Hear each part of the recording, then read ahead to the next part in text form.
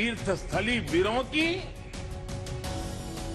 मैं क्रांतिकारियों की काशी, मैं हूं झांसी, मैं हूं झांसी, मैं हूं झांसी, मैं हूं झांसी। वो झांसी जिसके कण कण में वीरता है, जहां के ऐतिहासिक किले की प्राचीर से रानी लक्ष्मीबाई ने छलांग लगाकर अंग्रेजों को बताया था कि भारतीय वीर और वीरांगनाएं अपनी आन बान और शान के लिए जीवन का बलिदान दे सकते हैं।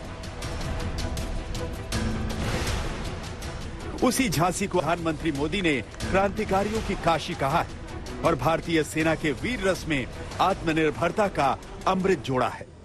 मैं क्रांतिकारियों की काशी, मैं हूं झांसी, मैं हूं झांसी, मैं हूं झांसी, मैं हूं झांसी। पीएम मोदी जब झांसी के किले में पहुंचे तो तीनों सेनाओं के प्रमुखों ने उनका स्वागत किया।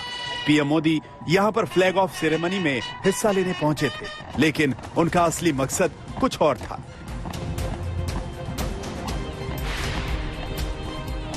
एनसीसी की 33 महिला कैडेट से भेंट में तलवार लेने के बाद उन्होंने देश की तीनों सेनाओं को स्वदेशी तकनीक से बने हथियार सौंपे। त्याग, बलिदान, शौर्य और साहस के प्रति चेयरमैन माननीय प्रधानमंत्री को मॉडल सौंपते हुए पीएम मोदी झांसी में स्वदेशी तकनीक से बने लाइट कॉम्बैट हेलीकॉप्टर, ड्रोन और वॉरफेयर सूट सेना को सौंपने आए थे। मॉडल नौसेना अध्यक्ष को भेंट करते हुए आज भारत में निर्मित स्वदेशी लाइट कॉम्बैट हेलीकॉप्टर्स, ड्रोन्स और इलेक्ट्रॉनिक वॉरफेयर सिस्टम भी हमारी सेनाओं का समर्पित किए गए हैं।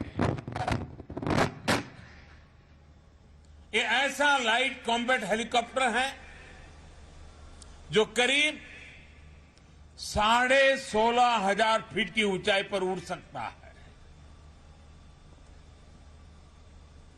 ये नए भारत की ताकत है, आत्मनिर्भर भारत की उपलब्धि है, जिसकी साक्षी हमारी ये वीर झांसी बन रही है। एलसीएच को हिंदुस्तान एरोनॉटिक्स लिमिटेड ने बनाया है। वायुसेना इसका इस्तेमाल करेगी। ये बेहद हल्का हेलीकॉप्टर है, इससे ऊंचाई वाले क्षेत्रों में उड़ान आसान हो जाएगी। ये हेलीकॉप्टर हथियारों से लैस होकर हाई ऑल्टीट्यूड एरिया में हमले कर सकता है। इसमें मिसाइलें भी लगाई जा सकती हैं और इसमें लगी बंदूक 110 डिग्री घूमकर हमला कर सकती है। ऊंचाई वाले क्षेत्रों में होने वाले युद्ध में ये हेलीकॉप्टर काफी काम आने वाले हैं। डिफेंस एक्सपर्ट कहते हैं कि कारगिल के बाद से ही सेना को ऐसे हेलीकॉप्टर्स की जरूरत महसूस होने लगी थी। लाइट कॉम्बैट हेलीकॉप्टर हिंदुस्तान का अपना बनाया हुआ मल्टी रोड अटैक हेलीकॉप्टर है। इसके आ जाने से सेना को बड़ा फायदा होगा।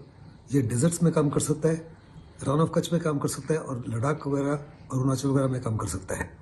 इसकी आवश्यकता पड़ी जब हमने कारगिल युद्ध के समय देखा कि हमारे पास जो Mi-24 और Mi-35 अटैक हेलीकॉप्टर्स थे जो रशियन ओरिजिन के थे, वो उसके इंजन में दम नहीं था उन ऊंचाइयों तक पहुंचने के समय। इसलिए हम दुश्मन के ऊपर उस माफिक हावी नहीं हो सके जिस माफिक आवश्यकता थी।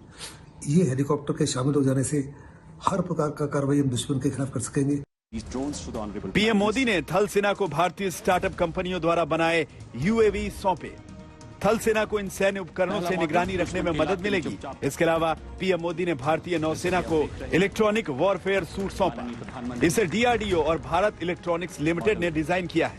ये नौसेना के लिए काफी अहम साबित होगा। दुश्मन के इलेक्ट्रॉनिक एमिशन को पकड़ना नवल वॉरफेयर का एक बेहद अहम पहलू है। आज के माहौल में हर ऑपरेशन ईडब्ल्यू इंटेंसिव एनवायरनमेंट में किया जाता है।